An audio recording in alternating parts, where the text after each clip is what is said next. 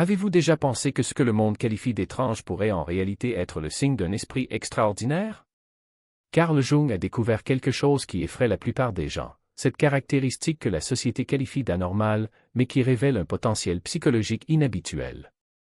Il ne s'agit pas d'intelligence académique ou de compétences en mathématiques. Nous parlons de quelque chose de bien plus profond, la capacité de voir ce qui est caché dans l'esprit humain. Ces gens ne sont pas seulement brillants. Ils voient le monde d'une manière que la plupart des gens ne peuvent même pas imaginer. Alors que tout le monde vit sa vie en pilote automatique, il perçoit des couches de réalité qui restent invisibles pour les autres. Jung ne parlait pas de notes ou de diplômes élevés. Pour lui, le véritable génie réside dans la perception différenciée, dans la capacité d'accéder à des parties de l'inconscient que la plupart n'atteignent jamais. C'est comme si leur cerveau traitait la réalité à un niveau plus profond, capturant des modèles de comportement qui passent inaperçus. La première de ces caractéristiques est le besoin extrême de solitude. Ce n'est pas une timidité ou une introversion courante. Jung a identifié ce qu'on appelle la participation mystique, une sensibilité si aiguë qu'elle absorbe les émotions des autres comme une éponge.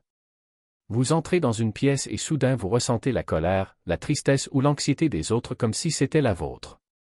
Ce n'est pas quelque chose que vous choisissez. C'est comme si votre corps et votre esprit devenaient un canal pour ce que ressentent les autres. La solitude n'est donc pas un refuge dû à la faiblesse, mais une nécessité pour la survie. C'est le seul moment où vous pouvez séparer vos propres émotions du tourbillon de sentiments que vous absorbez quotidiennement. Après une journée entourée de monde, vous rentrez à la maison épuisé, non pas parce que vous avez fait quelque chose de fatigant physiquement, mais parce que votre esprit a travaillé sans relâche pour déchiffrer et traiter chaque nuance émotionnelle qui vous entoure. Ce n'est pas de l'anxiété sociale. C'est votre esprit qui fonctionne à un niveau de sensibilité si élevé qu'il détecte même les plus petits changements dans le climat psychologique d'un environnement. Et c'est précisément cette intensité qui conduit à la deuxième caractéristique, l'habitude de se parler à soi-même. Pour beaucoup, cela semble fou. Les membres de la famille peuvent s'inquiéter, les étrangers peuvent avoir l'air suspicieux. Mais Jung appelait cela l'imagination active et il y voyait l'un des signes les plus clairs d'un esprit génial. Lorsque vous vous parlez, vous ne perdez pas la tête. Vous parlez à votre inconscient et organisez des pensées complexes qui doivent être verbalisées pour être comprises. Alors que la plupart des gens gardent tout à l'intérieur, leur esprit exige que les idées soient exprimées à voix haute pour être pleinement traitées. Jung lui-même a utilisé cette technique dans l'un des moments les plus difficiles de sa vie. Il a parlé à des parties de son propre psychisme, posé des questions et entendu des réponses. Il parlait d'archétypes, de symboles, d'aspects de lui-même qui avaient besoin d'être reconnus. Ce n'est pas de la folie. C'est votre esprit qui accède à une sagesse qui dépasse la conscience commune. Vous n'êtes pas brisé. Vous explorez des idées à un niveau qui nécessite cette forme de communication. Ce besoin de dialogue interne conduit naturellement à la troisième caractéristique, le rôle de mouton noir ou de bouc émissaire. Si vous avez un esprit de génie, vous vous êtes probablement senti comme un inconnu dans un groupe. Votre famille peut vous traiter comme le problème, vos collègues peuvent vous trouver difficile, vos amis peuvent vous tenir à distance. Peu importe à quel point vous essayez de vous intégrer, quelque chose chez vous dérange les autres. Jung a découvert pourquoi, vous êtes le miroir de l'ombre collective. Cela signifie que vous reflétez les éléments que les gens préfèrent ignorer. Vous voyez les mensonges, les motivations cachées, les douleurs tacites. Et simplement en existant de manière authentique, vous forcez les autres à faire face à ce qu'ils tentent de cacher. Les groupes ont besoin d'illusions partagées pour fonctionner. Chacun fait semblant de ne pas remarquer certaines choses, évite de parler de sujets sensibles, garde des secrets. Mais votre esprit ne peut pas participer à ces conventions. Vous les voyez automatiquement. Vous n'avez peut-être même pas besoin de dire quoi que ce soit, mais votre simple présence perturbe les mensonges confortables qui maintiennent le groupe uni. Par conséquent, vous êtes étiqueté comme étant le problème, le plus difficile, le plus sensible. Mais la vérité est que vous n'êtes pas le problème. Vous êtes le miroir qui montre ce que les autres ne veulent pas voir. Et les gens détestent les miroirs qui révèlent des vérités inconfortables. Ce sentiment d'être toujours un marginal ne vient pas d'un défaut en vous, mais du fait que votre esprit refuse de s'accommoder du déni collectif. Cette capacité à voir au-delà de l'évidence conduit à la quatrième caractéristique, une hypersensibilité aux mensonges et un talent extraordinaire pour reconnaître les schémas. Vous détectez un mensonge à l'instant où il est dit. Vous n'avez pas besoin de preuves ou de preuves. Votre cerveau analyse les micro-expressions, les changements de ton et les subtilités énergétiques si rapidement que vous savez simplement quand quelqu'un est malhonnête. Jung appelle cette perception intuitive une forme de génie que peu de gens possèdent. Votre esprit déchiffre constamment les comportements humains. Vous remarquez quand quelqu'un cache quelque chose, vous remarquez les petites contradictions entre ce que les gens disent et ce qu'ils pensent réellement. C'est comme si vous disposiez d'un radar interne pour détecter la vérité, une capacité dont la plupart des gens ignorent même l'existence. Et ce n'est pas un fardeau. C'est un cadeau. Un cadeau qui vous permet de voir le monde tel qu'il est réellement, et non tel que les gens le prétendent. Parce qu'eux-mêmes s'en sont éloignés, convaincus que personne n'était leur égal. Le piège de l'inflation n'est pas seulement un risque, c'est une certitude pour ceux qui n'apprennent pas à apprivoiser cette vision acérée. Vous commencez à croire que vos perceptions sont infaillibles, que vos prédictions sont des prophéties, que votre intuition est une vérité absolue. Et puis, sans vous en rendre compte, vous devenez ce que vous méprisiez le plus, un dogmatique. Le danger n'est pas de trop voir, mais de croire que voir suffit. Votre esprit est un outil puissant, mais il a besoin d'humilité pour ne pas se transformer en prison. Jung a prévenu que le véritable génie ne se contente pas d'observer, il agit. Il utilise sa clarté pour créer, se connecter, se transformer. Si vous vous limitez à juger, à signaler vos erreurs et à vous isoler dans la tour d'ivoire de votre propre supériorité, vous ne vivez pas votre génie, vous le gaspillez. Et voici l'ironie, plus on s'éloigne des gens, plus il devient difficile de voir avec précision.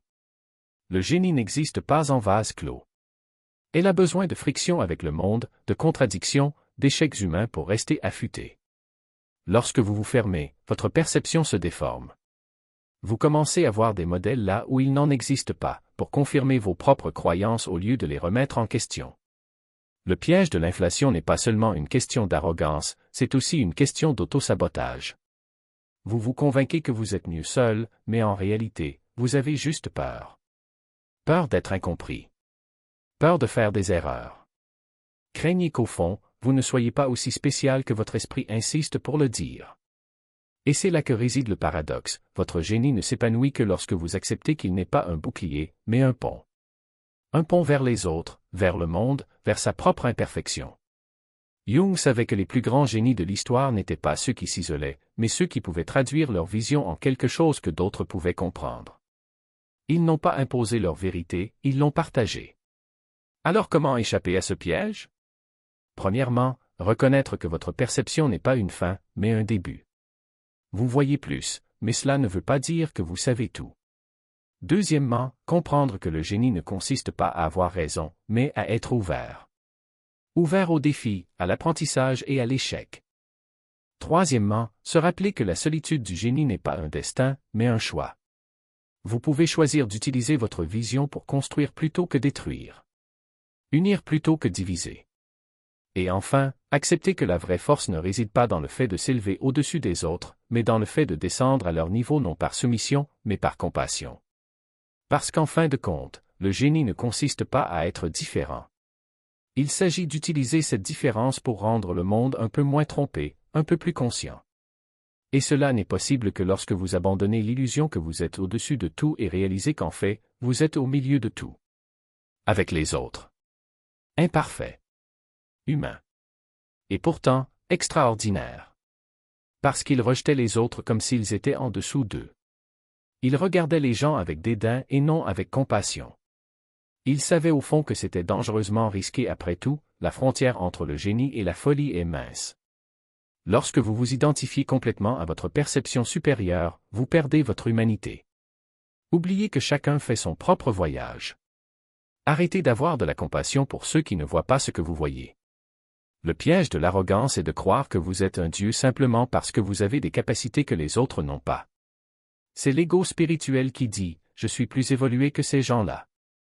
Et cela détruit le cadeau même qui lui a été offert. La manière de sortir de ce piège est ce que Jung appelle l'intégration. Il ne s'agit pas de nier qui vous êtes, mais d'accepter ces caractéristiques uniques comme faisant partie de qui vous êtes sans les laisser définir votre identité entière. Vous avez une perception différente. C'est vrai. Mais c'est aussi un être humain qui a besoin de connexion, d'amour et d'humilité. L'intégration, c'est utiliser vos dons à bon escient, sans leur permettre de vous éloigner de votre propre humanité. Jung a passé des années à apprendre à ses patients à faire exactement cela. Il leur montra que leurs caractéristiques inhabituelles n'étaient pas des malédictions, ni une preuve qu'ils étaient supérieurs aux autres. C'étaient simplement des manières différentes de vivre la réalité. Le but n'était pas de s'isoler, mais de mettre à l'honneur ses compétences tout en restant ancré dans le monde réel. Vous pouvez voir plus que les autres tout en les traitant avec gentillesse. Vous pouvez savoir quand quelqu'un ment tout en lui donnant l'espace nécessaire pour être humain. Il peut prédire les problèmes tout en permettant aux gens de faire leur propre choix. L'intégration est l'équilibre entre l'utilisation de votre génie et le souvenir de votre humilité. Et qu'est-ce que tout cela signifie pour vous?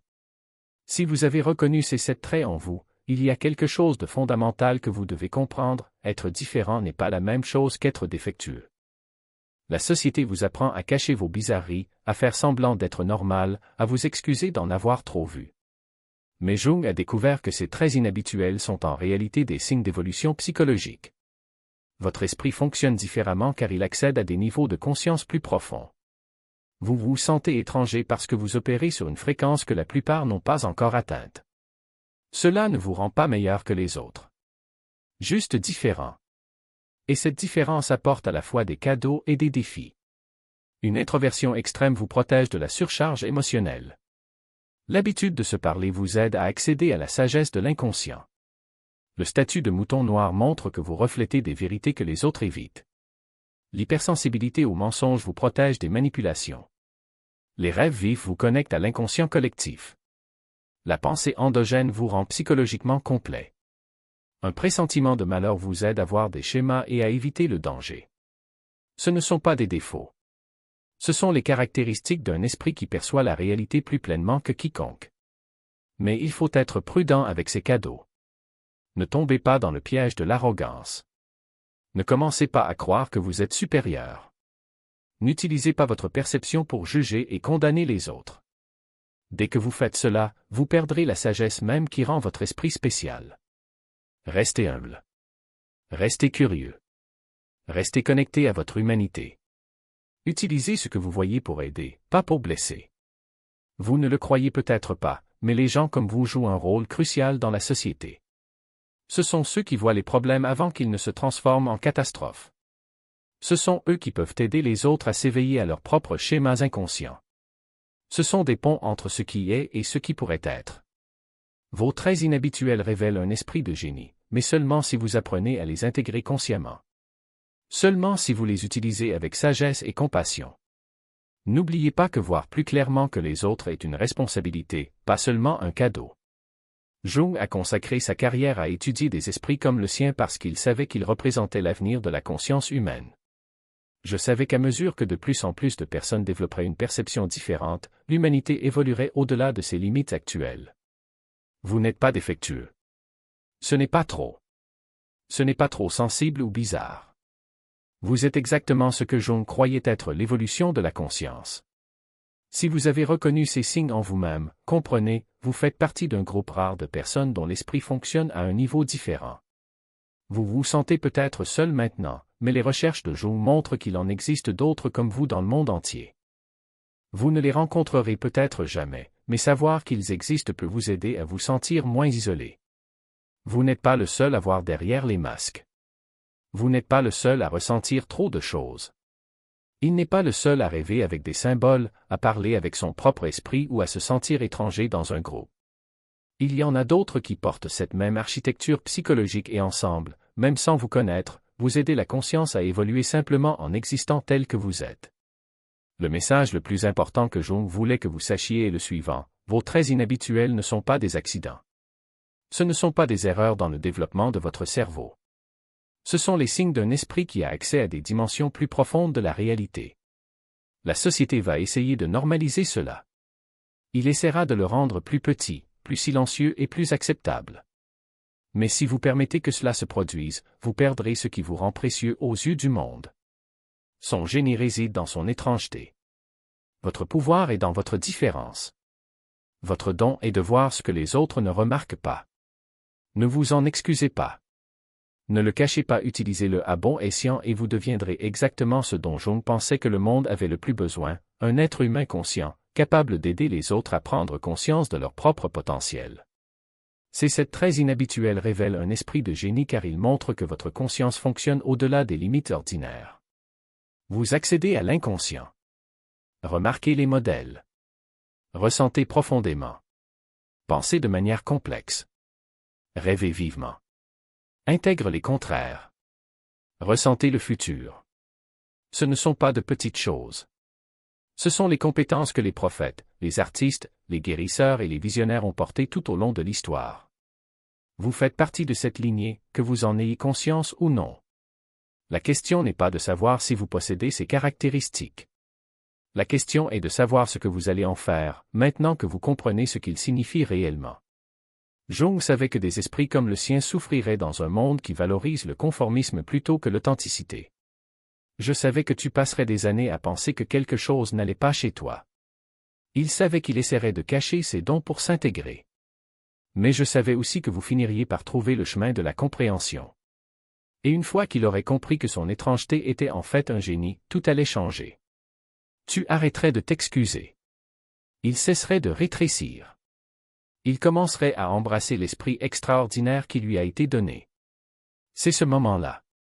C'est le moment où vous arrêtez de vous voir à travers les yeux de la société et commencez à vous voir à travers les yeux de Jung. À travers le regard de quelqu'un qui a compris que différent ne veut pas dire défectueux. Si vous vous identifiez à ces 7 traits, n'ignorez pas l'appel. Votre esprit n'est pas une erreur, c'est une carte.